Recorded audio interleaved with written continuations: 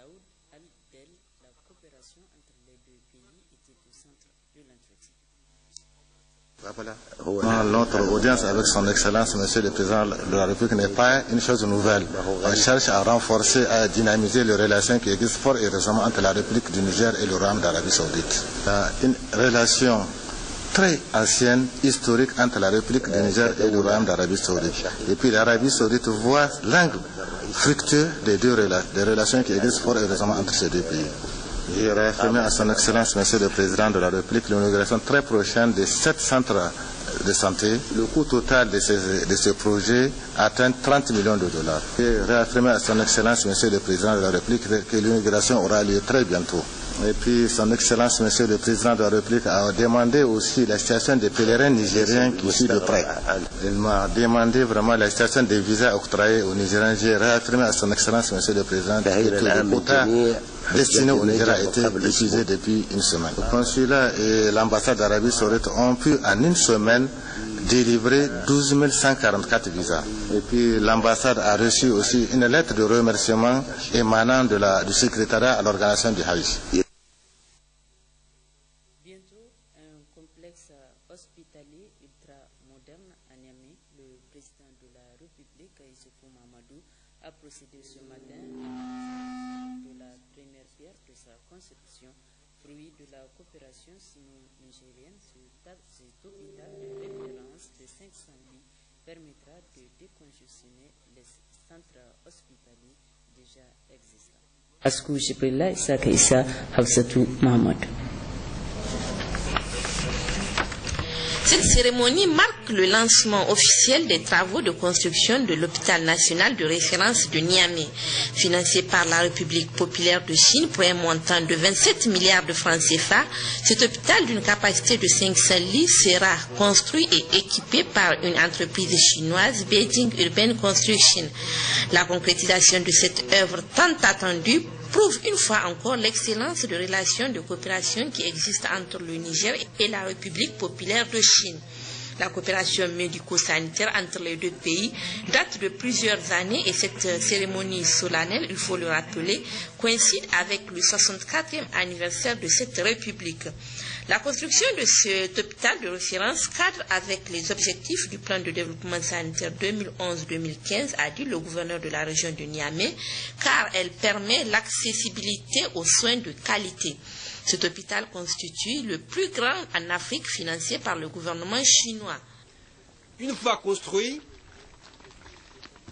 il deviendra l'hôpital le plus grand et le mieux équipé au Niger, voire dans toute l'Afrique de l'Ouest, en fournissant au peuple nigérien plus de services médicaux d'une meilleure qualité et accessibilité. Il contribuera énormément au développement du secteur sanitaire au Niger.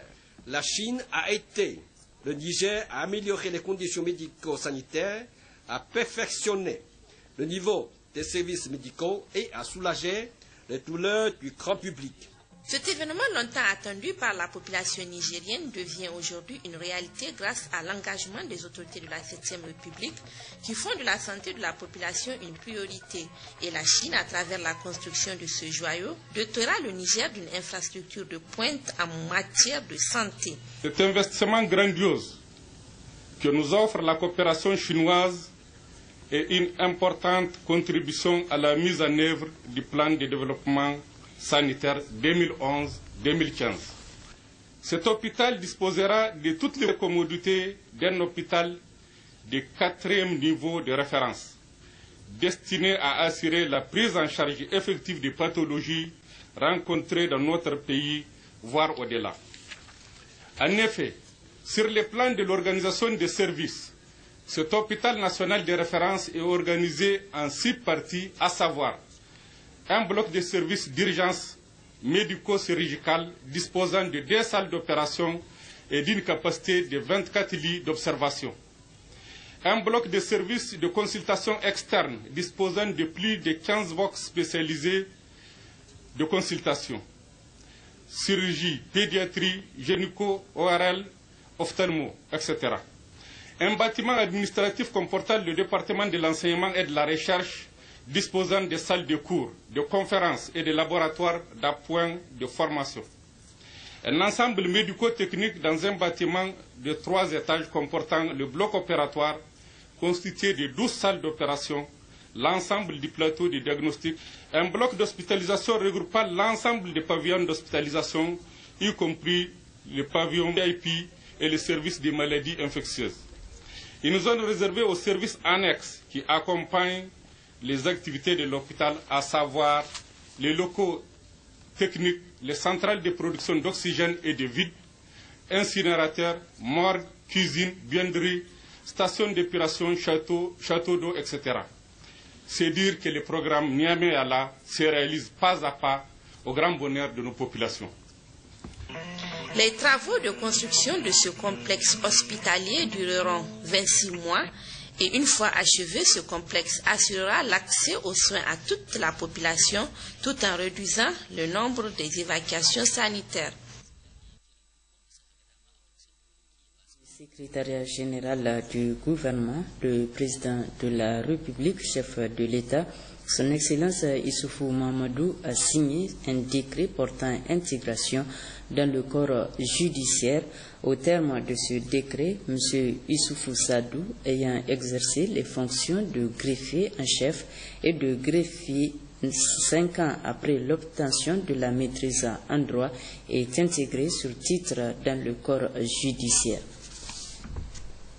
Cet autre communiqué du secrétariat général du gouvernement, le président de la République, chef de l'État, Issoufou Mahamadou, a signé un décret portant inscription et promotion au sein des forces armées nigériennes.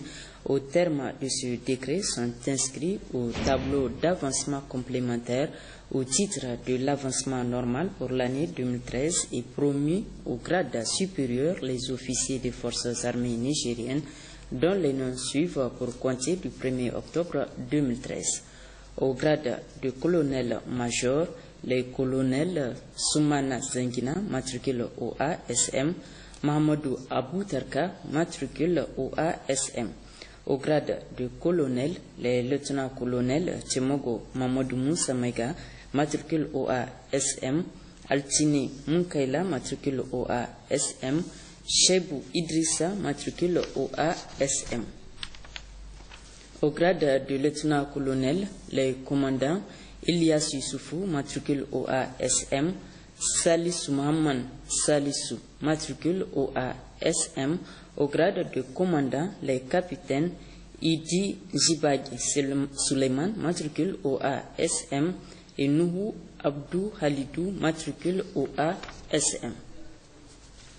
Et puis ce message de vœux du président de la République, Issoufou Mahamadou, à son homologue du Nigeria, message ainsi libellé, Monsieur le Président et chers frères, la commémoration du 53e anniversaire de l'indépendance de la République fédérale du Nigeria m'offre l'agréable occasion de présenter à votre Excellence mes plus vives félicitations. Ces félicitations sont aussi celles du peuple nigérien au peuple frère du Nigeria et nous apprécions cette commémoration à sa juste valeur, c'est-à-dire celle qui consacre l'aboutissement victorieux des luttes héroïques communes de nos deux peuples frères pour l'accession de nos pays à la souveraineté internationale. Je saisis l'occasion pour saluer vos efforts constants dans la recherche de solutions aux défis communs que connaît notre sous-région ouest-africaine, notamment dans le domaine de la sécurité, du développement et d'une manière générale de l'intégration de notre espace. Je vous prie d'agréer, Monsieur le Président et chers frères, l'assurance de ma très haute considération. Signé Issoufou Mahamadou, Président de la République du Niger.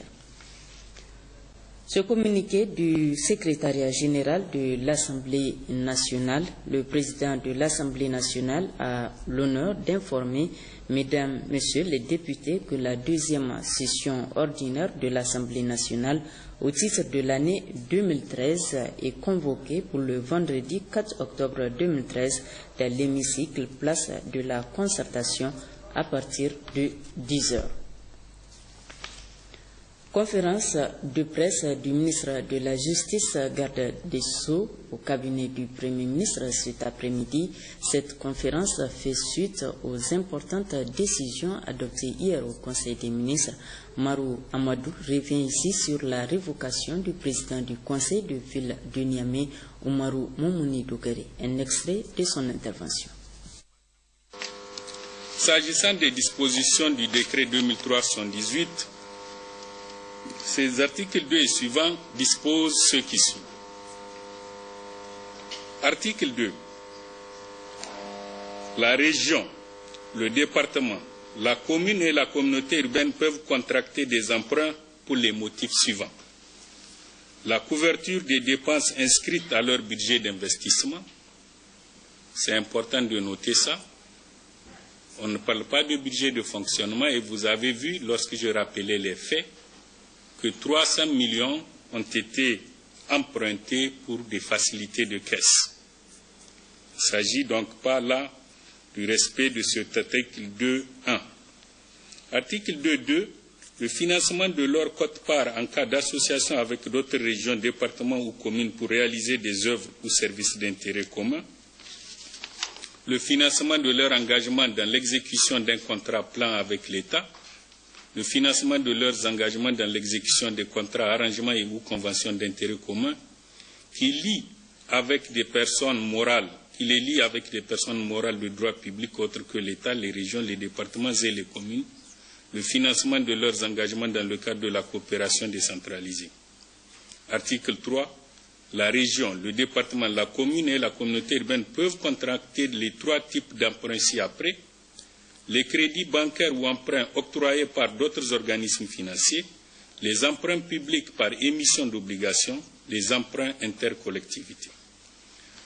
Article 4, et c'est important de noter ça, hormis les emprunts publics par émission d'obligations, la région, le département, la commune et la communauté urbaine sont tenus de contracter auprès de l'établissement bancaire spécialisé, c'est bien au singulier, dans le financement des investissements des collectivités territoriales à l'exclusion de tous les autres organismes financiers et collectivités prêteurs.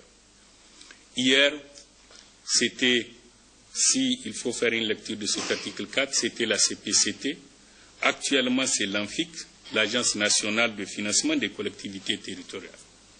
Ce que nous sachions, BESIC n'est pas la banque spécialisée dont parle cette réglementation-là. Alors, je vais vous faire l'économie des dispositions de l'article 5 et 6. Je pense que sur ce point-là, les dispositions pourront et peuvent vous édifier suffisamment. Alors, pour revenir à ce propos, je disais que l'ensemble de ces dispositions légales et réglementaires, comme je viens de vous en faire l'exposé, ont été ignorées par le président du Conseil, son notaire et son banquier. Si le président du Conseil l'ignorait, ni son notaire, encore que lui-même n'a pas le droit de l'ignorer, le simple citoyen n'est censé ignorer la loi, son notaire et son banquier ont tous ensemble ignoré ces dispositions de l'ordonnancement juridique de notre pays. En outre, comme je l'ai dit tout à l'heure, même au cas où il y a eu délibération du Conseil de ville portant sur les emprunts et garanties d'emprunt, ces délibérations sont nécessairement soumises à l'autorisation préalable de l'autorité de tutelle. En l'espèce, le Conseil de ville, ce doit être le gouverneur de la région de Niamey. À notre connaissance, cette formalité n'a pas été non plus respectée. Alors, mon troisième point, je parlais du fondement, sens et portée de la décision de révocation. Fondement légal. Cette décision a pour base légale l'article 63 de l'ordonnance numéro 2010-54 du 17 septembre 2010 portant Code général des collectivités territoriales de la République du Niger. Je vais vous en donner lecture. L'article 63 dit sans préjudice des sanctions pénales. Le maire et le ou les adjoints peuvent, en cas de faute grave, être révoqués par décret pris en Conseil des ministres sur rapport du ministre chargé de la tutelle des collectivités territoriales. Sont considérés comme graves, pouvant entraîner la révocation prévue à l'alinéa 1er, les fautes ci-après. Détournement des biens et ou des deniers publics dûment constatés par les services compétents, concussion et ou corruption, prêts irréguliers d'argent sur les fonds de la commune, faux en écriture publique et usage de faux, endettement de la commune résultant d'une faute de gestion. Et peut-être pour le besoin de l'information, je peux aller plus en avant. Refus de signer et ou de transmettre à l'autorité de tutelle une délibération du conseil municipal. Refus de convoquer et de réunir le conseil municipal conformément aux textes en vigueur. Spéculation sur l'affectation des terrains publics, les lotissements, les attributions de parcelles, les permis de construire. Absence de plus de 3 mois consécutifs pour des raisons autres que celles relatives à l'intérêt de la commune ou de santé, condamnation pour des faits et actes punis par la loi, à l'exception des contraventions de simple police ou des délits d'imprudence, hormis les cas de délits de fuite concomitant. Voilà la base légale, si vous préférez réglementaire, du décret pris hier en Conseil des ministres. En l'espèce donc, l'acte posé par le président du Conseil de ville de Niamey tombe sous le coup de faute grave caractérisé ici par le 5e tiré de cet article 103, en l'occurrence l'endettement de la commune résultant d'une faute de gestion. D'où il suit que cette sanction administrative est conforme à la loi.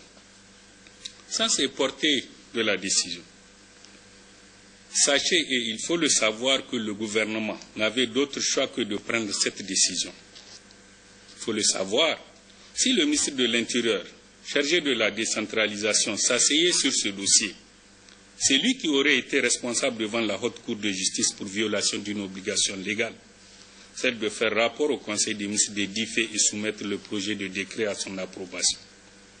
Conclusion, le gouvernement a fait son devoir, rien que son devoir.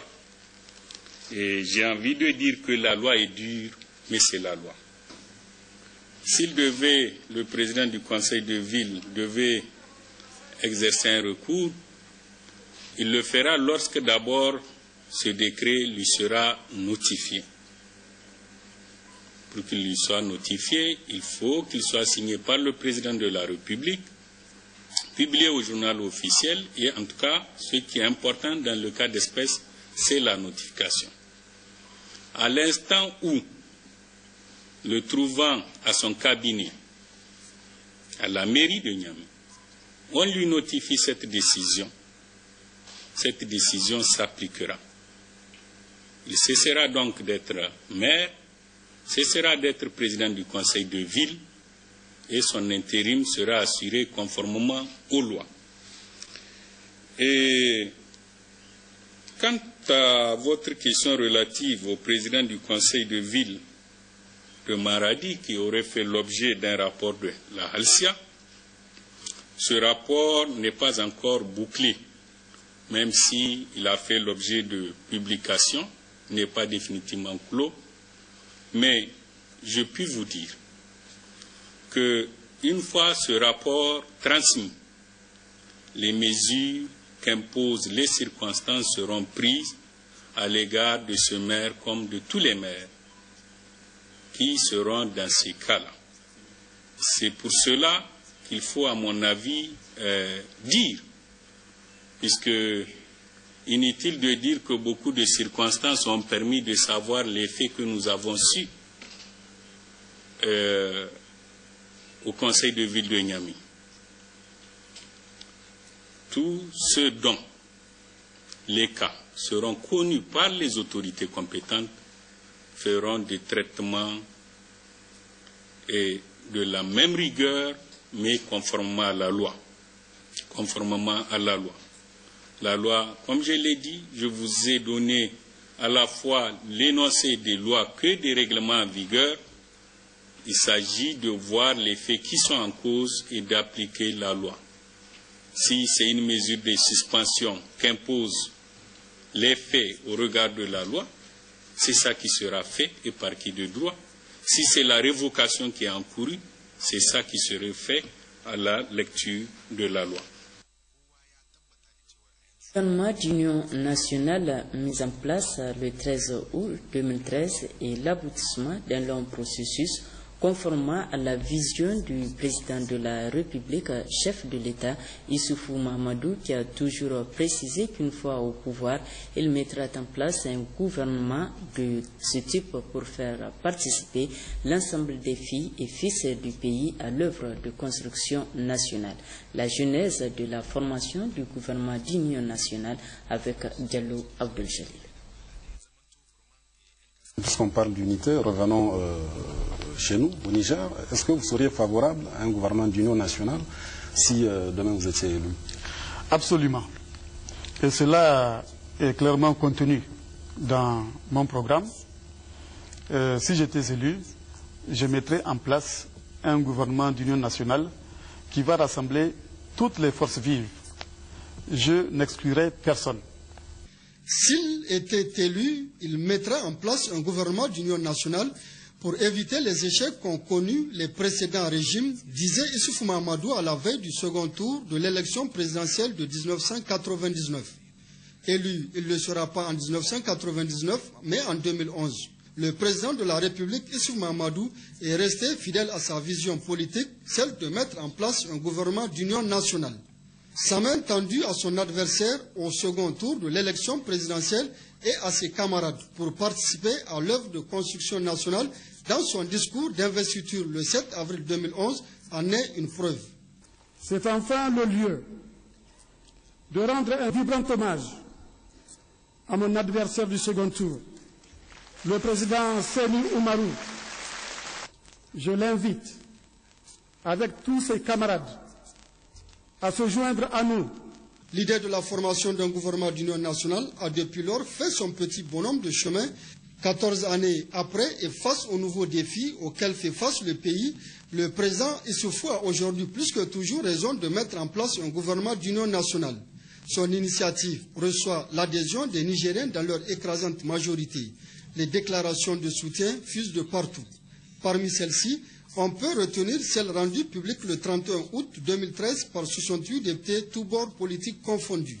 Les députés membres des groupes parlementaires du PNDS Tareya, des démocrates, à savoir le RDP Jama et l'UDR Tabat, de l'ANDP Zamalaya et des députés du MNSD Nassara, après avoir suivi avec attention les différentes propositions et décisions du président de la République relativement à son projet de mise en place d'un gouvernement d'union nationale, font la déclaration suivante. Considérant les motivations louables qui ont présidé à la décision du président de la République de mettre en place un gouvernement regroupant toutes les forces politiques de l'échiquier national, tenant compte du temps que le président de la République a consacré aux discussions et échanges avec les partis de l'opposition à ce sujet, considérant l'évolution positive qu'avaient connues ces discussions et les conclusions auxquelles elles avaient débouché, considérant les attentes légitimes des Nigériens en matière de développement et de cohésion sociale dans une région confrontée à des conflits multiples, faisant entièrement confiance aux motivations profondes et sincères du président de la République, nous, députés signataires de la présente déclaration, 1. Félicitons le président de la République pour la mise en place d'un gouvernement de large ouverture, totalement conforme aux besoins d'unité de notre pays et à ses impératifs de sécurité et de stabilité. 2. Informons l'opinion nationale et internationale que par notre nombre, nous représentons une majorité confortable qui assure au pays la stabilité institutionnelle dont il a besoin pour son progrès économique et social. en formant le gouvernement de large ouverture, gouvernement dont la formation a reçu l'adhésion de toutes les formations politiques et le soutien de l'ensemble des couches socio-professionnelles du pays, le président de la République, Issoufou Mahamadou, est en train de gagner son pari, celui de rassembler toutes les énergies et les compétences du pays pour la mise en œuvre de son ambitieux programme de renaissance du Niger, programme sur la base duquel il a été élu et qu'il n'entend pas mettre de côté.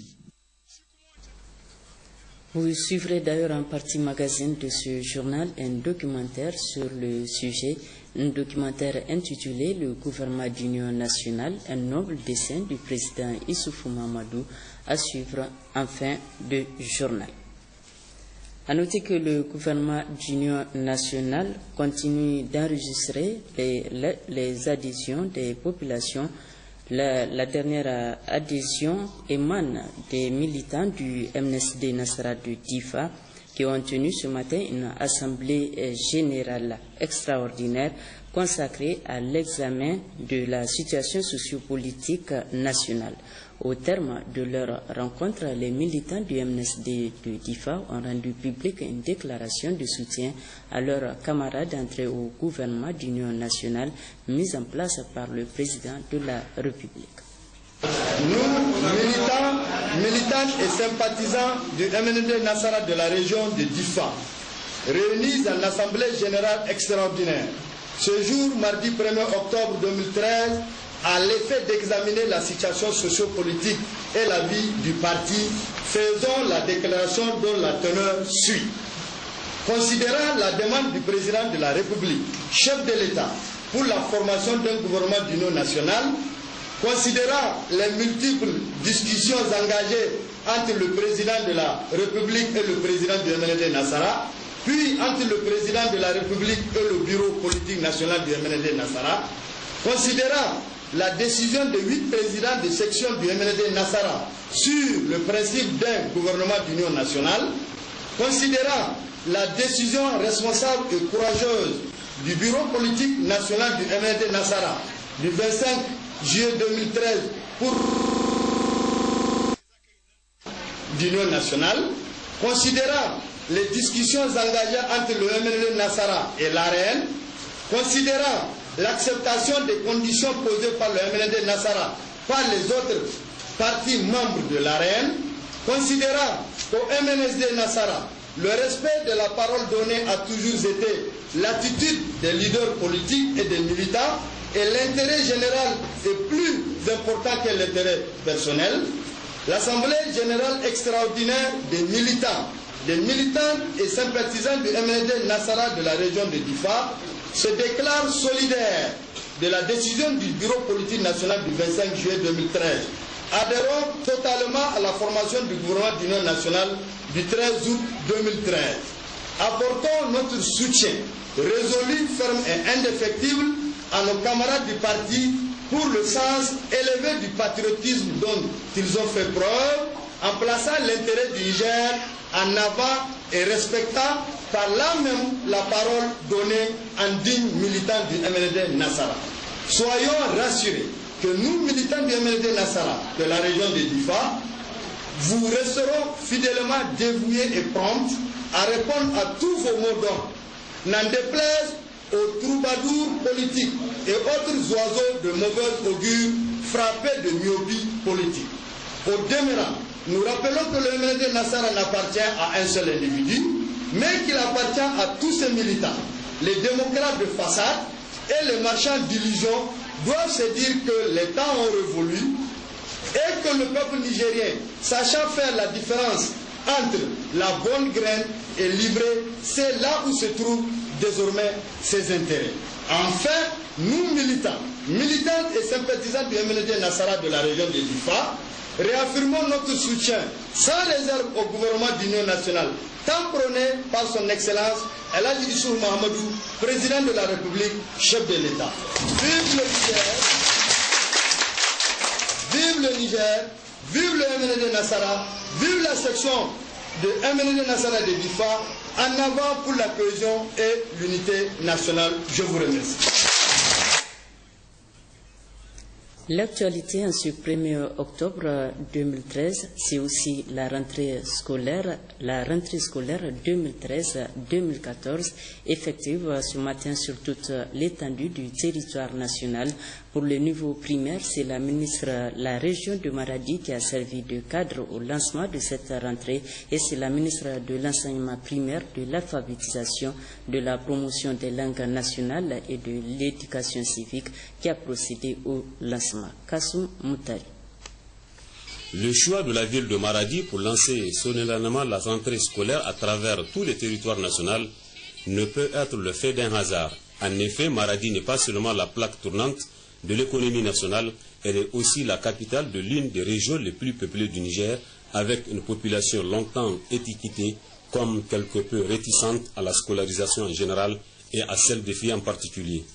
Pour le premier vice-président de la ville de Maradi, Boukar Bako, et celui du conseil régional, Mohamed Siraj Moussa, s'agissant de cette réticence, il n'en est rien aujourd'hui. Mieux, le TBS est passé de 46,8% en 2005-2006 à plus de 125% et de 42% à plus de 120% pour les filles. Cette évolution très positive des esprits, saluée par le gouverneur de la région, Amadou Babale, s'explique par la disponibilité de cette population de Maradi lorsqu'il s'agit d'aller à la recherche du savoir d'une part et des dispositions importantes prises par les autorités de la 7e République, au premier rang desquelles Alej Issou Mahamadou, président de la République, chef de l'État, qui a toujours fait de l'école nigérienne l'une de ses priorités. Le premier responsable de la région de Maradi de préciser que la région demeure confiante et qu'elle s'attelera avec l'appui de ses partenaires à relever tous les défis internes qui gangrènent le développement du secteur de l'éducation dans les villes et campagnes, car 2 années nous séparent des OMD. Intervenant au cours de la cérémonie au nom des partenaires techniques et financiers, le représentant de l'UNICEF dans notre pays s'est dit convaincu que le secteur de l'éducation, une des grandes priorités du gouvernement de la 7e République, est le pivot du développement national. À ce titre, dira Guido Cornalais, il doit recevoir l'attention et les ressources nécessaires à l'atteinte de ses objectifs en termes d'accès universel, mais aussi en termes de qualité de l'apprentissage. Il a par la suite souligné la contribution du gouvernement français à travers l'Agence française de développement et l'appui de l'UNICEF qui ont permis pour la première fois au Niger la coïncidence de la rentrée scolaire à la fourniture de plus de 3 millions de manuels pour les élèves du primaire pour plus de 2,3 millions d'euros, soit 1,5 milliard de francs CFA. Occasion saisie par l'ambassadeur de France dans notre pays de rendre un hommage mérité à l'UNICEF, chef de file. Au niveau des secondaires, le coup d'envoi a été donné à partir de Dosso par la ministre des Enseignements secondaires, Mme Betty Aïchatou Habibou Oumani, en présence du ministre de la Jeunesse et des Sports et des autorités administratives de la région. Habibou Bako, Ousmane Abdou. La région de Dosso dispose de 157 établissements publics et privés, soit 128 collèges, 26 CES et 3 lycées, avec un effectif de 61 584 élèves, dont 19 031 filles. Toutes les dispositions ont été prises pour une bonne rentrée scolaire 2013-2014. Ce mardi, la ministre des Enseignements secondaires, Mme Betty Aïchatou Habibou Oumani, qu'accompagne le ministre de la Jeunesse et des Sports, le gouverneur de la région de Dosso, les cadres centraux et régionaux de l'éducation, a dans le cadre de la rentrée scolaire entrepris plusieurs visites à Dosso. Au lycée Saraounia Mangou, première étape, où on note la présence des élèves et des professeurs, la ministre a souhaité une bonne année scolaire dans la quiétude avant de procéder à la distribution des kits élèves. La délégation s'est ensuite rendue au groupement d'inspection et à la direction départementale de l'éducation de Dosso, qui a reçu un appui en matériel informatique et mobilier de l'ONG Plan Niger. Au centre de formation professionnelle et technique, après la distribution des kits élèves, la délégation a visité les bureaux, le magasin et un atelier de réparation de téléphones mobiles où 30 élèves de la région de Dosso sont en formation pour ce métier porteur. Cette formation est entièrement financée par le ministère des Enseignements professionnels et techniques. La délégation a ensuite visité la direction régionale des enseignements secondaires, le CEG1, l'école Boukar, la première école primaire de Dosso, qui vient d'être dotée d'un bloc de 3 nouvelles classes, le complexe d'enseignement secondaire doté d'un bloc administratif flambant neuf et le CES franco-arabe qui enregistre pour la première fois une visite de haut niveau. Une fatiha a été dite pour une bonne réussite de l'année scolaire 2013-2014. À l'issue de toutes ces visites, la ministre des Enseignements secondaires s'est réjouie des dispositions prises pour cette rentrée au niveau de la région de Dosso. On est vraiment satisfait de notre visite parce que, comme vous l'avez constaté, depuis ce matin, on a été dans les lycées, dans les collèges, mais aussi au niveau des CS franco-arabes et CS d'enseignement général. On a eu à visiter aussi une école primaire et vraiment partout où nous avions été, nous sommes satisfaits de toutes les dispositions qu'on avait mises en place pour assurer une bonne rentrée. Donc on a trouvé les enseignants et les élèves prêts vraiment pour la rentrée. On ne peut que les encourager. Oui, juste après le lancement officiel, la ministre Betty Aïchatou Habibou Oumani s'est rendue dans les différents établissements pour constater l'effectivité de cette rentrée. Pour la ministre de l'enseignement secondaire, s'est félicitée des dispositions prises par l'État pour assurer une bonne rentrée. Au cours de cette réunion de synthèse, après le mot du gouverneur de la région de Dosso, la ministre des Enseignements secondaires a salué la disponibilité des cadres de l'éducation et remercié les organisateurs qui ont fait que cette rentrée soit effective, et le ministre de la Jeunesse et des Sports a lui lancé un appel pour une bonne réussite de l'éducation. Et bien sûr, nous avons eu à le voir sur le terrain, qu'il y a des parents d'élèves qui se sont réjouis même de voir des manuels qui, je crois, disaient depuis 2006, n'ont pas vu un seul livre au niveau de ces établissements. Donc c'est le lieu ici de remercier les autorités de la 7e République, à la tête desquelles son Excellence, M. Issouf Mohamed, le président de la République, et le Premier ministre, son Excellence Birji Rafini, qui ont bien voulu en tout cas mettre à disposition des moyens nécessaires pour rendre cette rentrée effective. Et comme vous le savez, nous avons une recommandation du Forum qui est très importante et qui dédie 2014 comme année de l'éducation. Et c'est le lieu ici aussi de vous remercier et de vous encourager à faire de cette année une année de l'éducation qui va se passer dans la quiétude, la sérénité pour vraiment la cause de l'école. Bien sûr, on a remarqué des bonnes choses, mais aussi il y a des contraintes. Et les contraintes les plus remarquées sont notamment celles de manque de classes, mais aussi il y a le manque de profs. Parce qu'aujourd'hui, nous avons constaté que la région de Dosso a besoin de 725 professeurs pour les collèges et les lycées, toutes matières confondues. Il y a aussi le manque de personnel d'appui, il y a le manque d'infrastructures. Nous avons aussi remarqué au niveau des CES franco-arabes qu'il y a des matériels de laboratoire et il manque de laboratoires. Il y a des endroits où il y a beaucoup de livres et il manque de bibliothèques. Donc là, c'est vrai que c'est une situation à laquelle aussi le gouvernement s'attelle beaucoup. Il a promis des fonds pour construire des bibliothèques et j'espère que bientôt on va commencer à lancer, n'est-ce pas, ces constructions pour pouvoir équiper ces bibliothèques et permettre aux enfants d'utiliser ces bibliothèques pour leurs études. Nous avons aussi constaté qu'il y a des endroits où il manque la logistique. Il n'y a pas de matériel roulant, c'est vrai. Mais il y a aussi des endroits où c'est même les tables bancs, soit ils sont gâtés ou bien ils manquent complètement. Donc c'est le lieu aussi d'inviter justement les directeurs à faire le point et à nous permettre, Inch'Allah, dans les meilleurs délais, n'est-ce pas, de remédier à ces problèmes. J'aimerais vous entretenir un peu d'un problème qu'on nous a quand même souligné. C'est la possibilité donc à tous nos enfants de pouvoir aller à l'école. Si je dis à tous nos enfants, c'est-à-dire aussi bien les citadins que ceux qui sont dans les villages. Parce que vous savez, si les villageois ne battent pas l'école, ma foi, qu'allait devenir le Niger. Parce que vous avez écouté le président de la République du Niger quand il est lors de son investiture. Il a dit que tous les présidents du Niger sont venus des villages. Il n'y a pas un citadin qui est devenu président du Niger encore. Donc, amenez vos enfants du village à l'école si vous voulez qu'ils deviennent un jour président de la République. Pour sa part, le ministre des Enseignements professionnels et techniques, il était ce matin à Tillabéri où il a procédé au lancement de la rentrée scolaire 2013-2014 au niveau des différents ordres d'enseignement. Zakari Maman, Jibonou.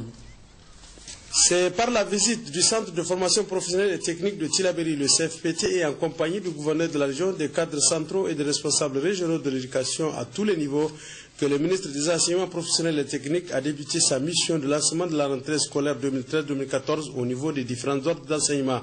Sur place, échange avec les responsables des différents établissements en vue de se rendre compte des dispositions prises devant permettre le bon déroulement de l'année scolaire qui commence. Dispositions au plan matériel et fourniture, au plan infrastructure et bien d'autres aspects. S'adressant particulièrement aux élèves qu'il a trouvés déjà en classe pour ces mots d'encouragement et de la bonne rentrée scolaire, le ministre Cheibou Daïna n'a pas manqué d'exprimer toute sa satisfaction de constater l'effectivité de cette rentrée. Notre présence parmi vous témoigne, a-t-il affirmé, de l'intérêt particulier qu'accordent les autorités de la 7e République, à leur tête le président de la République, chef de l'État Issou Mahamadou, à l'éducation. Consacrez-vous à vos études, car c'est sur vous que le Niger compte, a ajouté le ministre des Enseignements professionnels et techniques.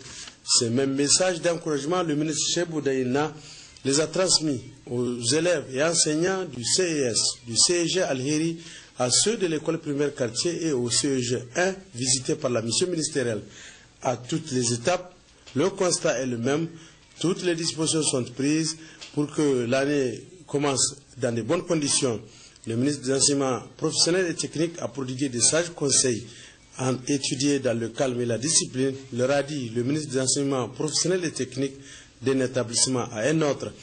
Pour ceux qui sont en classe d'examen, Cheibou Daïna de faire remarquer que les examens se préparent dès le premier jour de la rentrée. Autre visite du ministre Daïna, c'est celle réservée à l'équipe de formation dans le domaine de la téléphonie cellulaire. Là, ce sont 20 jeunes stagiaires du domaine sur les 90 prévus sur les régions de Tillabéri, Niamey et Dosso qui reçoivent cette formation qui s'inscrit dans la droite ligne d'une convention entre une ONG indienne et le ministère de la formation professionnelle et technique. Le ministre des Enseignements professionnels et techniques, Cheibou Daïna, a alors de louer ces liens de coopération entre l'Inde et notre pays avant d'exhorter les stagiaires à se donner afin de réussir. Les différents ordres d'enseignement de Tillabéri avec vous.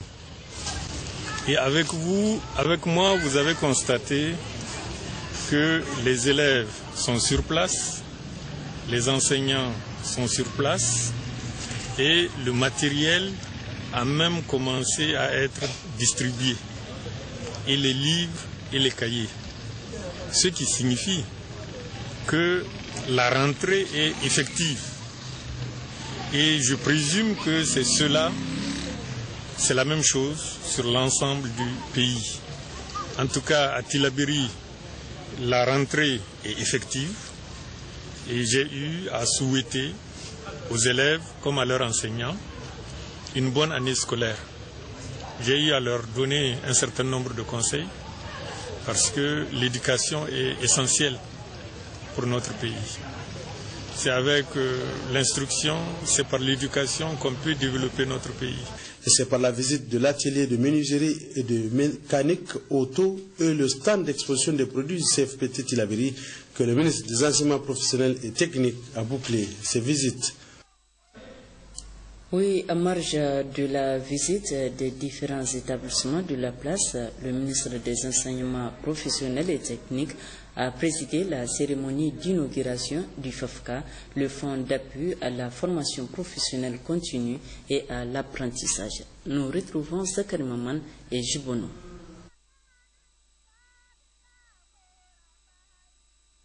Indispensable et efficace de lutte contre la pauvreté se veut aussi un outil de développement devant assurer l'insertion économique des groupes vulnérables et le développement des compétences des salariés. Pour donc asseoir une base solide de développement durable, le Niger doit compter sur les compétences de ses ressources humaines, d'où la nécessité d'impliquer pleinement la formation professionnelle et technique. L'antenne de Tillabéri du FAPCA, inaugurée ce mardi 1er octobre 2013, à l'instar de celle des autres régions du pays, contribuera sans nul doute donc au développement local de la région. Pour le ministre des Enseignements professionnels et techniques, cette stratégie s'inscrit dans la vision politique du président de la République, chef de l'État, son Excellence Issoufou Mahamadou, et du Premier ministre, chef de gouvernement, qui ont fait de l'enseignement de la formation professionnelle et technique une de leurs actions prioritaires de développement. Le FAPCA, en tant qu'instrument efficace de lutte contre la pauvreté, par le renforcement des compétences des acteurs socio-économiques, prévoit au titre de l'année 2013 la formation de 20 000 bénéficiaires, toutes catégories professionnelles confondues, sur l'ensemble du territoire national. Concernant la région de Tillabéri, 500 bénéficiaires seront formés, parmi lesquels on comptera 200 jeunes apprentis et plus de 50 maîtres d'apprentissage. Le FAPCA, pour atteindre cet objectif, doit être plus proche des bénéficiaires de ces actions. Aussi, l'ouverture des antennes à l'intérieur du pays permet-elle la mise en œuvre de façon efficace et efficiente les activités de la composante 2, apprentissage par alternance du programme NIGE 017, financé par Luxe Développement, et aussi une meilleure accessibilité des usagers de ce service public. Intervenant pour sa part, peu après l'intervention du maire de la commune, Omar Kabaye, pour ses mots de bienvenue, le gouverneur de la région de saluer l'installation de l'antenne FAPCA à Tillabéri, car a indiqué Hassimiou Diabri, cela cadre parfaitement avec les objectifs des plus hautes autorités de la 7e République, au chef desquels le président de la République, chef de l'État, Issoufou Mahamadou, qui ont réservé une place de choix à l'éducation dans le programme de Renaissance. L'antenne FAPCA Tillabéri, a ajouté le gouverneur de la région, va permettre de donner un service de proximité tout en allégeant certaines difficultés aux acteurs de la formation professionnelle continue, aux artisans et entreprises de la place. Hassimiou Diabri a, au nom de la population de la région, remercié le ministère des Enseignements professionnels et techniques pour cette œuvre louable.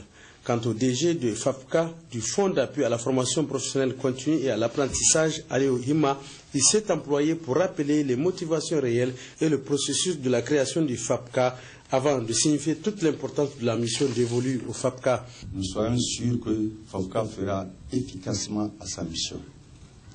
Monsieur le ministre, monsieur le gouverneur, la création de l'antenne en région est très importante. Nous savons que ça va faciliter beaucoup de choses. Ça permettra de mieux écouter la population, mieux amener la formation à côté d'eux, réduire tous les problèmes qu'ils avaient auparavant, d'identification, d'établissement des dossiers, également le suivi des actions, ce qui est très pertinent. Les activités du FAPCA Antenne Tillabéri ont donc démarré. Toutes les explications ont été fournies au ministre de l'Enseignement professionnel et technique lors de la visite guidée des locaux du FAPCA. Il ne reste plus qu'à l'ensemble des acteurs de s'approprier des mécanismes de fonctionnement et les modes d'accès au financement du Fonds pour le développement et la promotion de leurs activités. Notez qu'en marge de cette cérémonie d'inauguration, le ministre des Enseignements professionnels et techniques, Cheikh Boudaïna, a rencontré les cadres relevant de sa tutelle de Tillabéri.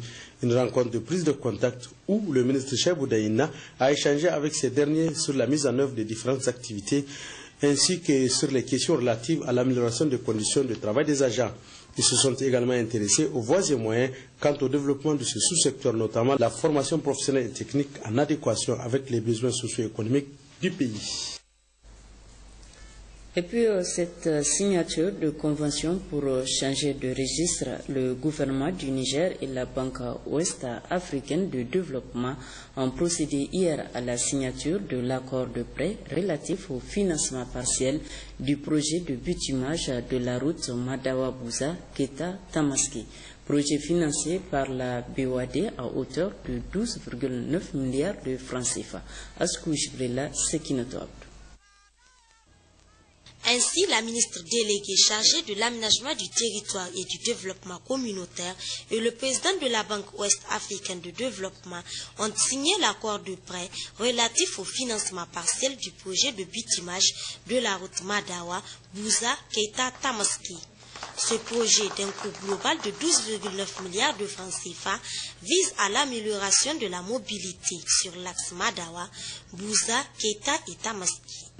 Il contribue également à la promotion des échanges économiques et sociaux au niveau national et régional.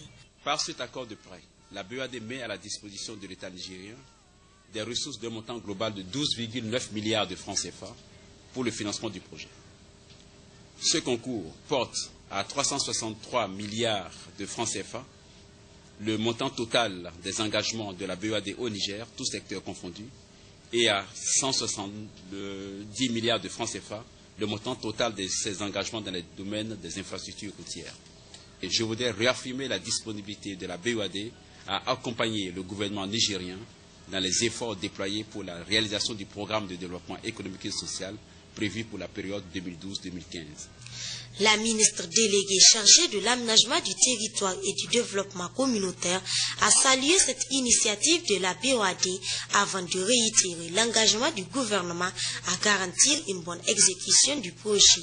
Je voudrais vous réitérer le ferme engagement du gouvernement pour la prise de toutes les dispositions idoines en vue de garantir une bonne exécution et l'atteinte des objectifs de cet important projet qui concourt à la mise en œuvre du plan de développement économique et social 2012-2015 de notre pays.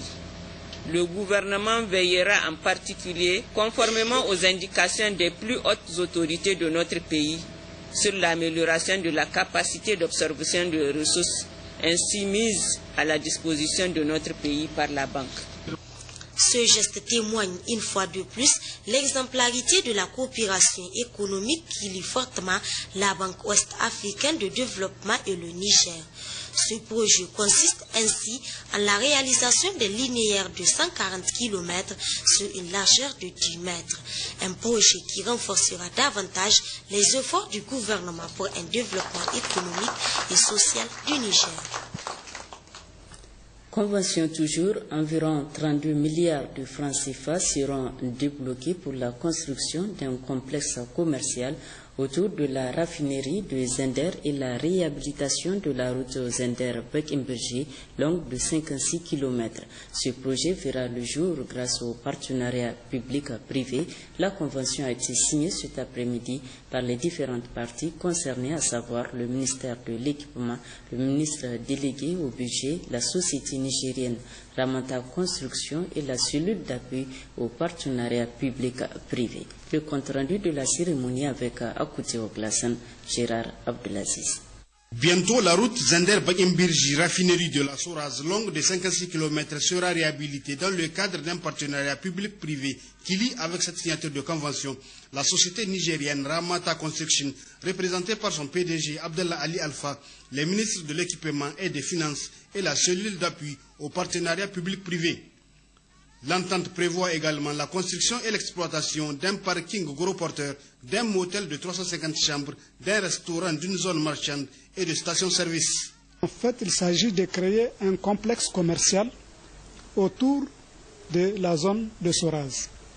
Et l'investisseur, qui est une association entre la société Ramata Construction du Nigeria et des partenaires de la Chine, vont construire cette route et construire cette zone commerciale pour un montant total de l'ordre de 32 milliards de francs CFA. C'est un projet dans lequel le Niger met simplement en concession 25 hectares dans lesquels seront réalisées toutes les infrastructures. C'est un projet normalement en PPP. Le PPP, cela signifie que l'État leur concède ces 25 hectares pendant 25 ans.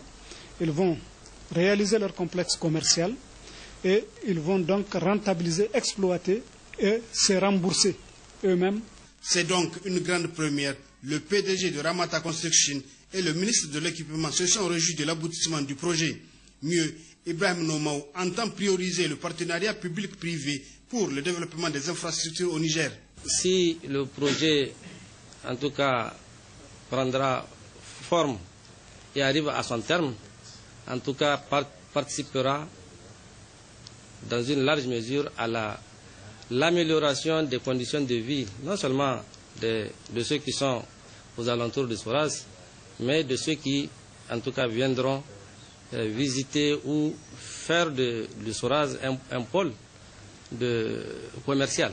À partir de cet instant, nous allons peut-être réfléchir à d'autres horizons qui vont nous amener encore à plus de réalisation de tels projets, de projets partenariat public-privé au Niger. Retenez que le processus ayant abouti à cette signature de convention a duré 9 mois et les travaux vont débuter après 3 mois accordés à l'entreprise pour s'installer.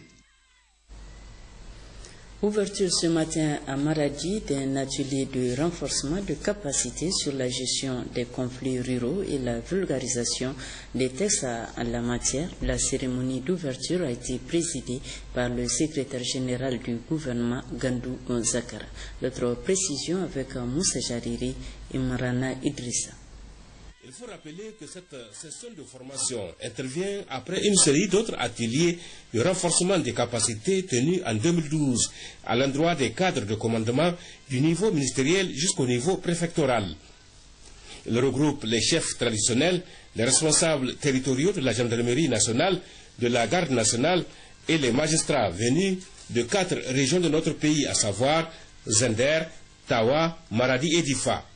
2 jours durant, les participants vont échanger et partager des informations et des expériences sur la gestion légale, juste et équitable des dégâts champêtres, l'accès aux points d'eau publics par les citoyens sans discrimination, le sens et la portée des compétences de conciliation reconnues aux chefs traditionnels, la portée juridique de l'ouverture des points d'eau, la portée juridique du statut des chefs traditionnels et les obligations que cela induit et les règles applicables au processus d'ouverture des ranchs.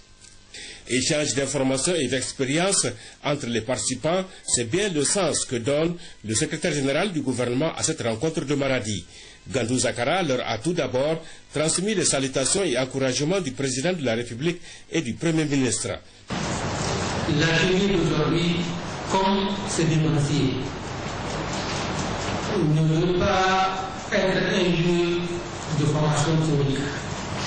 C'est un lieu d'échange, de savoir, un lieu de modestie, où chacun s'ouvre pour apprendre de l'autre et venir à l'autre. Donc c'est un atelier d'inter-renforcement de la capacité territoriale. Donnons-nous les moyens de faire en sorte que dans ce pays, la loi soit appliquée et que la justice soit une réalité. Ce n'est pas une simple vision de l'esprit, c'est la condition de notre coexistence pacifique. Si nous voulons faire vraiment de ce pays un pays fraternel avant toute chose, le développement économique, tout ça, ça viendra.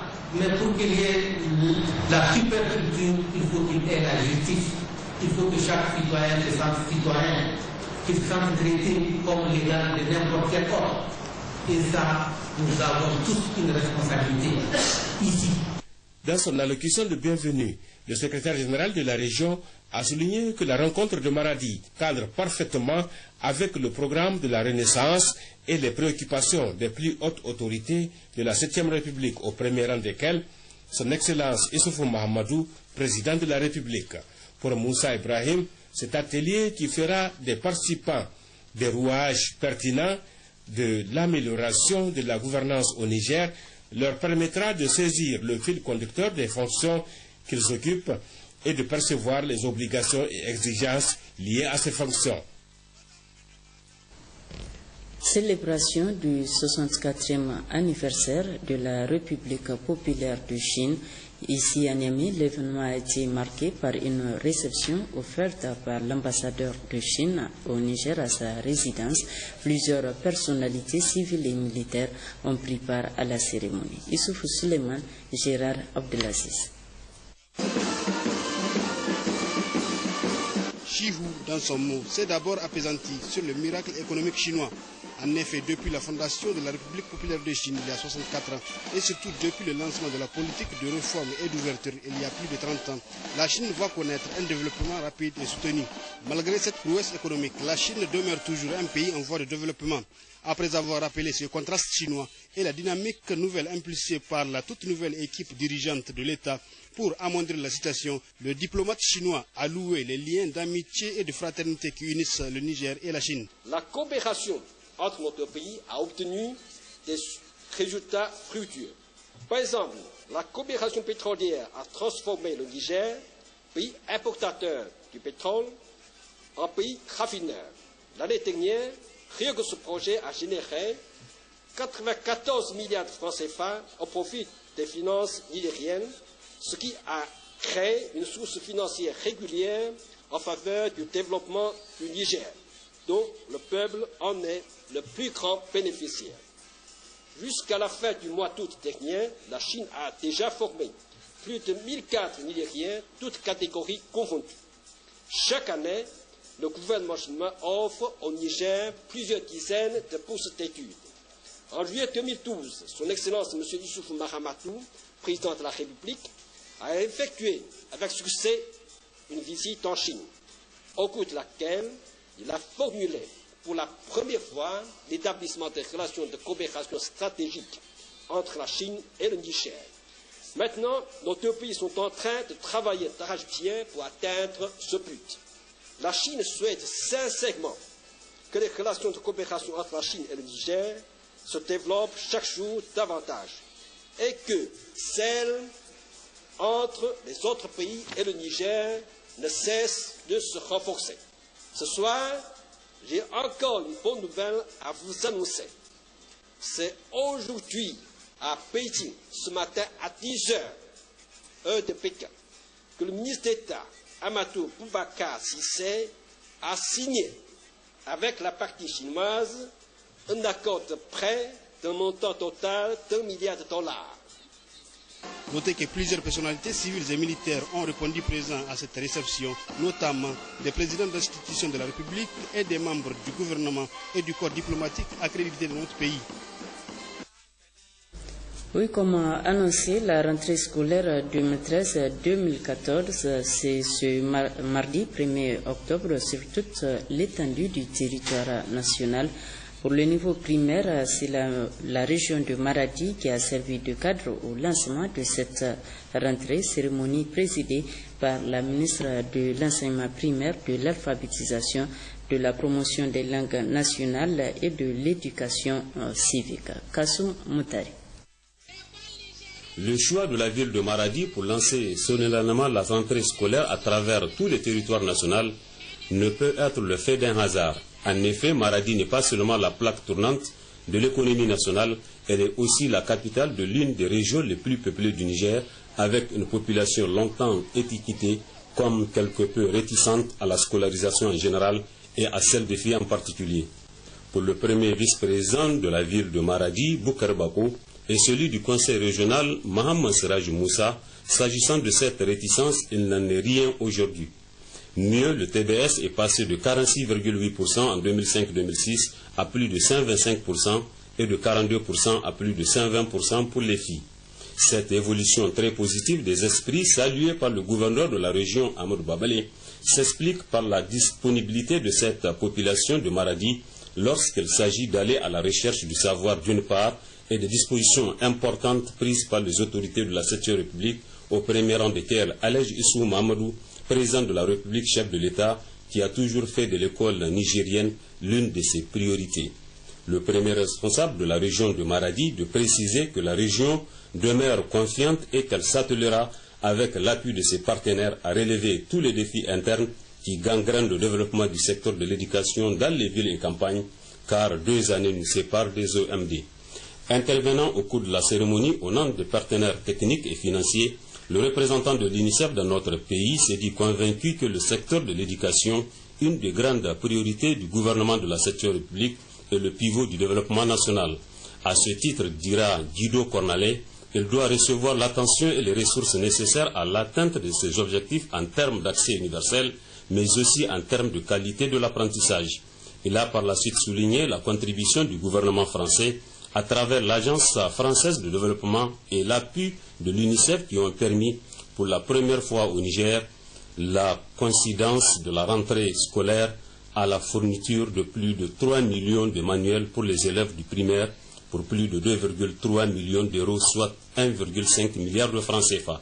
Occasion saisie par l'ambassadeur de France dans notre pays de rendre un hommage mérité à l'UNICEF, chef de file du secteur qui, à la demande du ministère de l'Éducation nationale, a accepté de mobiliser son organisation pour permettre l'acquisition de ces manuels.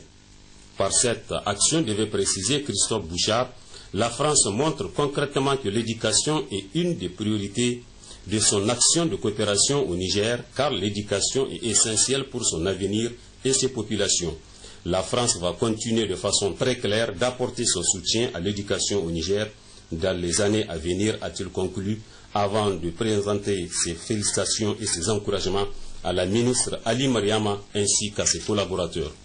Pour la ministre de l'enseignement primaire qui présidait cette importante cérémonie, la présence de tous ses partenaires à Maradi témoigne de leur ferme engagement à accompagner le gouvernement de la 7e République dans son programme de développement économique, social en général et celui de l'éducation et de la formation en particulier. Cette volonté manifeste s'est déjà matérialisée à travers les appuis multiformes qu'ils apportent chacun dans son domaine d'intervention. Toutes ces contributions répondent parfaitement aux attentes des autorités de la 7e République, au premier rang desquelles son Excellence M. Issouf Mahamadou, président de la République du Niger, chef de l'État, qui a pris l'engagement d'assurer une éducation de qualité, gratuite et obligatoire à tous les enfants nigériens jusqu'à l'âge de 16 ans. Aussi, est-il besoin de rappeler que pour matérialiser ces engagements, le gouvernement a élaboré et adopté le programme sectoriel de l'éducation et de la formation 2014-2024, programme qui fut par ailleurs endossé par tous les partenaires techniques et financiers et la société civile active en éducation le 19 juillet dernier. À noter également que l'année 2013-2014 a été prônée comme l'année de l'éducation. En ce sens, l'éducation ne doit plus être l'affaire du seul ministère en charge de l'éducation, mais plutôt une préoccupation commune à tous. Peu après cette importante cérémonie, la ministre de l'enseignement primaire, de l'alphabétisation, de la promotion de langue nationale et de l'éducation civique a effectué plusieurs visites au niveau des écoles primaires de Maradi et dans la commune urbaine de Tchibiri-Gobir afin de constater de visu l'effectivité de cette rentrée scolaire 2013-2014. Ouverture ce matin des travaux de l'atelier d'évaluation des rapports provisoires du cadre de gestion environnementale et sociale des régions de Difa, Dosso, Niamey et Tillabéri. Un projet qui s'inscrit dans le cadre du PDS 2012-2015 et la nouvelle stratégie de partenariat entre le Niger et la Banque mondiale. Un projet en cours de finalisation. Mahmoud Adamou, Rahila Touché.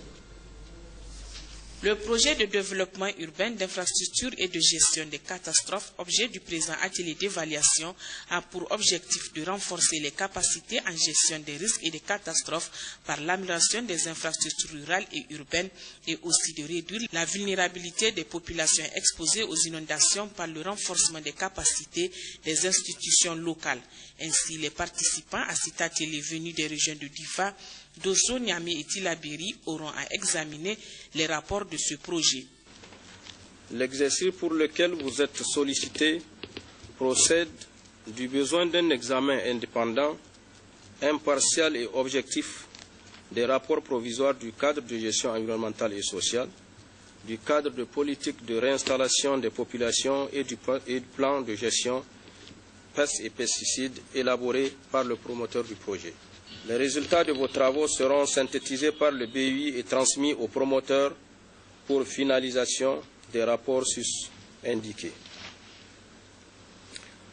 Le dit bureau donnera un avis motivé au ministre de l'Environnement, de la Salubrité urbaine et du Développement durable en vue de la délivrance ou non du certificat de conformité environnementale requis.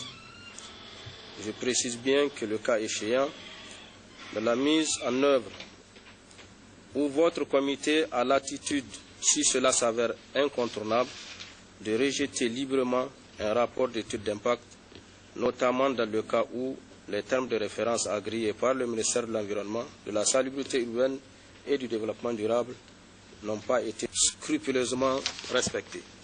Avant l'ouverture de cette rencontre, le secrétaire général de la région du Niamey, Abadoussou, s'est dit honoré du choix de sa région pour abriter cet atelier avant de demander aux participants d'apporter une attention particulière à ce travail dans l'intérêt des populations concernées. Le secrétaire particulier du dispositif national de prévention et de gestion de crises et catastrophes alimentaires a réceptionné cet après-midi 37 tonnes d'articles d'un conjoint de Plan Niger et Plan Irlande d'une valeur de plus de 100 millions de francs CFA, ce dont est destiné aux populations nigériennes victimes des dernières inondations. C'est Hamani Seni et Seni Soumela Ibrahim. Je voudrais, au nom du directeur exécutif international de notre organisation, au nom du directeur de Plan Afrique de l'Ouest et au nom du gouvernement irlandais, vous demander de bien vouloir accepter de prendre livraison de ces 37 tonnes d'articles et de matériel. La présente assistance est la réponse de Plan Niger par le biais de Plan Irlande à l'appel à solidarité du gouvernement nigérien en faveur des populations sinistrées par les dernières inondations.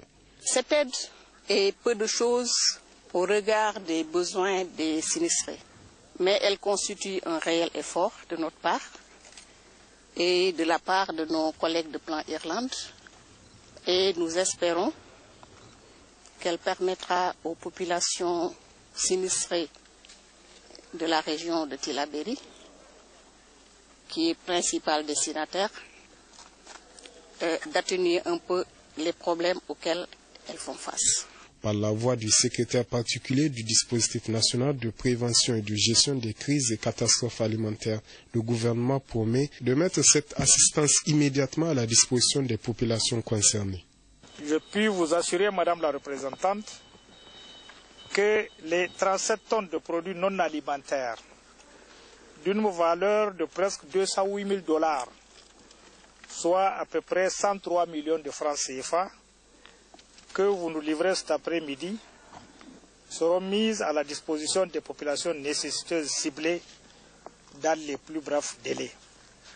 Nous vous prions, Madame la représentante, de transmettre ces remerciements aux plus hautes autorités de votre institution et à vos partenaires du gouvernement irlandais et du programme alimentaire mondial. C'est donc 37 tonnes d'articles non alimentaires, à savoir des bâches, des moustiquaires, des couvertures et savons qui seront mises à la disposition des populations de la région de Tillabéri par Plan Niger pour soulager leur détresse. Les travaux de l'atelier de restitution des résultats de l'étude sur le bilan des 20 ans de mise en œuvre du Code rural se sont ouverts ce matin à Zinder. C'était sous la présidence du secrétaire général adjoint du ministère de l'Agriculture, Jamila Amadou Ali Abou. Cette cérémonie qui a regroupé les autorités administratives et coutumières de la région de Zinder, les forces de défense et de sécurité, les représentants des partenaires techniques et financiers et les représentants des organisations de producteurs s'inscrit dans la droite ligne de la sécurisation des droits d'accès à la terre et les droits de gestion durable des ressources naturelles, considérés comme une condition préalable à la sécurité alimentaire, au développement socio-économique et à la durabilité environnementale. Dans son allocution, le secrétaire général adjoint de la région de Zinder a, après les salutations d'usage, expliqué que depuis la mise en route du processus, le Code rural a permis de réaliser des progrès indéniables tant sur le plan de la sécurisation des opérateurs ruraux et des ressources partagées que dans l'amélioration de la gestion du foncier rural au Niger et la prévention des conflits fonciers. Des progrès qui soient à mettre à l'actif de l'État, mais aussi de partenaires qui appuient le Niger dans la mise en œuvre de sa politique foncière. Dans le discours qu'il a prononcé à l'ouverture des travaux, le secrétaire général adjoint du ministère de l'Agriculture a souligné que la mise en œuvre des principes d'orientation du Code rural et relevait quelques difficultés tant sur le plan institutionnel et juridique que sur le plan de la sécurisation et du partage du processus. C'est pourquoi devait-il ajouter que le secrétariat permanent du Code rural a commandité cette étude afin d'établir un bilan exhaustif de la mise en œuvre et d'impulser la réflexion pour d'éventuelles modifications à apporter au dispositif actuel de manière à atteindre les objectifs de sécurité alimentaire, de développement rural et de prévention des conflits, tant souhaités par les plus hautes autorités de la 7e République, au rang desquelles son Excellence El Hadji Issoufou Mahamadou, chef de l'État. Ainsi, au cours de cet atelier, les résultats de l'étude seront partagés et des recommandations seront formulées afin d'améliorer le contenu des documents qui seront présentés. Analyser les besoins et prioriser les domaines stratégiques d'intervention de l'ONG Mobilisation de tous contre la lèpre, c'est l'objectif d'un atelier qui a ouvert ses travaux ce matin à Niamey. Atelier de planification stratégique de l'ONG. Hamidou Abdoulaye, Moudachirou Ouma Jamil. Cette rencontre est organisée par l'ONG TLM, Mobilisation de tous contre la lèpre, pour échanger avec ses partenaires, à savoir ONG et institutions gouvernementales partageant un objectif commun. Il s'agit pour TLM d'analyser avec ses partenaires les besoins et de prioriser les domaines stratégiques de son intervention pour les 5 années à venir. Nous attendons, c'est que tous les partenaires qui sont ici ensemble, que nous savons comment travailler ensemble pour le bien-être de ces personnes-là. Comment on peut insérer les personnes dans la communauté et comment on peut avancer dans la détection et le traitement de la maladie et la prévention des complications. Et on a les spécialités différentes parce que les besoins sont différents et on va apprendre qui peut faire quoi. Nous pouvons aider qui avec ça et les autres partenaires peuvent nous aider dans quelques besoins des personnes affectées par la lèpre. L'ONG TLM Niger a pour but d'alléger le fardeau qui constitue la lèpre à travers l'amélioration de la qualité de vie et l'estime de soi des personnes touchées en particulier et leur communauté au Niger en général. Journée de restitution des activités de l'éveil de conscience de la jeunesse citoyenne, journée parrainée par le ministre de la Culture et la ministre en charge du Tourisme et qui vise à promouvoir les actions citoyennes. Zekri Ali, Danklodo Ousmane. Cette cérémonie organisée par le CISP au Musée national Boubouhama a pour objectif essentiel de partager avec le grand public la journée de restitution des activités de l'éveil de la conscience citoyenne des jeunes acteurs de leur propre société. C'était en présence du ministre de la Culture, des Arts et des Loisirs, la ministre du Tourisme et de l'Artisanat et plusieurs invités d'Omar. Le but que nous cherchons au niveau, en tout cas, de ce projet, c'est la construction, en tout cas, d'une société citoyenne qui passe par, en tout cas, l'éveil de la conscience citoyenne, c'est-à-dire amener les jeunes à avoir un esprit d'analyse critique, de responsabilisation et afin de se sentir, en tout cas, responsables au niveau de leur propre société. Un fait innovant, c'est que la mairie de Niamey a bien voulu, en tout cas, contribuer au niveau de ce projet, compte tenu de son importance et parce que ce projet répond à une attente des leaders, des managers de la ville de Niamey. Les jeunes ayant bénéficié de plusieurs formations par la voie de cette structure saluent cette initiative louable à plus d'un titre. Je dirais que c'est vraiment un projet extraordinaire, exceptionnel parce que c'est un projet pour les jeunes et qui a été mené par les jeunes. Et ce projet a permis à nous, les jeunes artistes, de se faire former non seulement et de se faire découvrir par notre public qui est aussi jeune. Donc moi je pense que c'est des genres d'initiatives qu'il faut encourager, soutenir pour qu'on puisse vraiment promouvoir notre culture, pour qu'on puisse promouvoir l'entrepreneuriat des jeunes et promouvoir aussi la culture nigérienne à travers le monde entier. C'est une bonne initiative qui est à féliciter. C'est vraiment ça, pour ça et à faire découvrir les talents des jeunes et vraiment, comment ça s'appelle, on peut encourager les jeunes, nos jeunes, que ce soit dans les sketchs ou bien des poèmes, des peintures. Nous voulons que, en tout cas, le gouvernement, et particulièrement et le ministre de la Culture, appuie nous les jeunes pour qu'on puisse vraiment faire sortir nos talents. Cette activité a permis de faire comprendre aux apprenants le concept de la citoyenneté en vue de les amener à comprendre ces enjeux et ces éléments caractéristiques dans l'optique d'accompagner les jeunes pour le développement du Niger. Un mot de sport dans cette édition. Le président de la Fédération nigérienne d'athlétisme, le colonel Jibrila Issa Hamidou, a tenu dimanche dernier un point de presse relatif à l'organisation du championnat national d'athlétisme édition 2013. Un extrait de ce point de presse du président de la Fédération d'athlétisme au micro de Mohamedou Ginga. La Fédération nigérienne d'athlétisme va organiser du 4 au 6 octobre 2013 son championnat national. C'est une activité qui est inscrite dans le programme de la Fédération nigérienne d'athlétisme, qui veut que chaque année la Fédération organise un championnat pour essayer de détecter de nouveaux talents. Parce que vous n'êtes pas sans savoir que tant qu'on ne fait pas de compétition, il sera difficile pour la fédération de savoir est-ce qu'il y a des jeunes talents dans les régions. Cette année, c'est la ville de Niamey qui va accueillir cette activité. Au jour d'aujourd'hui, toutes les commissions sont à pied d'œuvre par rapport à cette manifestation. Donc, nous attendons les délégations dans les environs du 2, 3, parce que compte tenu de la distance qui sépare les régions, certaines régions vont venir plutôt que d'autres régions.